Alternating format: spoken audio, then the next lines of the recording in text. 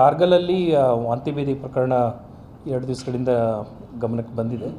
ಸುಮಾರು 100 ಜನರಿಗೆ ವಾಂತಿ ಭೇದಿ ಆಗಿತ್ತು. ಅದರಲ್ಲಿ ಈಗ ಸದ್ಯಕ್ಕೆ 5 ಜನ ಇನ್ಪೇಷಂಟ್ ಆಗಿ ಟ್ರೀಟ್ಮೆಂಟನ್ನು ತೆಗೆದುಕೊಳ್ತಾ ಇದ್ದಾರೆ.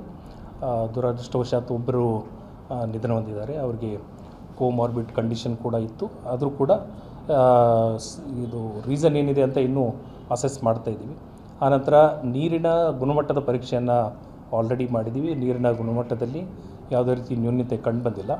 ಅಲ್ಲಿ ಒಂದು ಚೌಡೇಶ್ವರಿ ಜಾತ್ರೆ ಅಂತ ಒಂದು ಆಗಿತ್ತು. ಅಲ್ಲಿ ಮುಖ್ಯವಾಗಿ ಪ್ರಾಥಮಿಕ ಮಾಹಿತಿ ಪ್ರಕಾರ ಈ ಐಸ್ ಕ್ರೀಮ್ ಮತ್ತು ಈ ಆಲೂಗಡ್ಡೆಯಿಂದ ಮಾಡಿರ್ತಕ್ಕಂಥ ಕೆಲವು ಪದಾರ್ಥಗಳು ರೋಲ್ ಮಾಡ್ತಾರೆ. ಅದರ ಪ್ರಕಾರ ಅದನ್ನು ಸೇವಿಸಿದವರಿಗೆ ಕಾಮನ್ ಆಗಿ ಈ ರೀತಿಯಾಗಿರೋದು ಕಂಡು ಬಂದಿದೆ. ಬಟ್ ಅದರ ಸ್ಯಾಂಪಲ್ಗಳನ್ನು ಕೂಡ ಇನ್ನೂ ಪರೀಕ್ಷೆ ನಡೆಸ್ತಾ ಇದ್ದೀವಿ.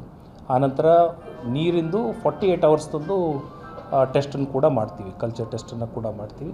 ಆ ರಿಪೋರ್ಟ್ಸ್ ಇನ್ನೂ ಬರಲಿಕ್ಕೆ ಬಾಕಿ ಇದೆ. ಪ್ರಿಲಿಮಿನರಿ ಅಸೆಸ್ಮೆಂಟ್ ಪ್ರಕಾರ ನೀರಿನಲ್ಲಿ ಯಾವುದೇ ದೋಷ ಉಂಟಾಗಿಲ್ಲ. ಮುಂದಿನ ರಿಸಲ್ಟ್ಸ್ಗಳು ಬಂದ ಮೇಲೆ ಹೆಚ್ಚಿನ ಮಾಹಿತಿಯನ್ನು ಕೊಡ್ತೀವಿ.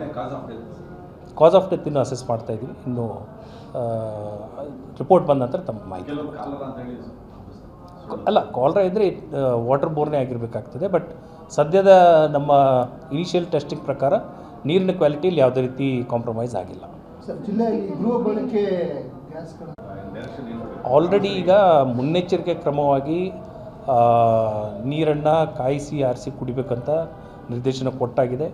ಆನಂತರ ಒಂದು ಅಡ್ವೈಸರಿನ ಕೊಟ್ಟಿದ್ವಿ. ಯಾಕಂತ ಹೇಳಿದ್ರೆ ಈ ಫುಡ್ ಪ್ಯಾಟರ್ನಲ್ಲಿ ಮುಖ್ಯವಾಗಿ ಐಸ್ ಕ್ರೀಮು ಮತ್ತು ಆಲೂಗಡ್ಡೆಯ ಪದಾರ್ಥದಿಂದ ಸ್ವಲ್ಪ ವ್ಯತ್ಯಾಸ ಕಂಡು ಬಂದಿರೋದ್ರಿಂದ ಸದ್ಯಕ್ಕೆ ಅಂಥವುಗಳನ್ನು ಅವಾಯ್ಡ್ ಮಾಡಿ ಅಂತ ಒಂದು ಅಡ್ವೈಸರಿ ರೀತಿ ಹೇಳಿದ್ದೀವಿ. ಯಾಕೆಂತ ಹೇಳಿದರೆ ಅದು ಪೂರ್ತಿ ಕನ್ಫರ್ಮ್ ಆಗುವ ಹೊರತು ನಾವು ಹೇಳೋದು ತಪ್ಪಾಗ್ತದೆ. ಬಟ್ ಒಂದು ಸಲಹಾತ್ಮಕ ರೂಪದಲ್ಲಿ ಅವ್ರನ್ನ ಈ ರೀತಿಯ ಪದಾರ್ಥಗಳನ್ನು ಈ ಸದ್ಯಕ್ಕೆ ಸೇವಿಸೋದು ಬೇಡ. ಎಸ್ಪೆಷಲಿ ಜಾತ್ರೆಗಳಲ್ಲೆಲ್ಲ ಸ್ವಲ್ಪ ಹೈಜೀನನ್ನು ಮೇಂಟೈನ್ ಮಾಡೋದಕ್ಕೆ ಕೂಡ ಅಡ್ವೈಸಸನ್ನು ಕೊಟ್ಟಿದ್ದೀವಿ. Thank you.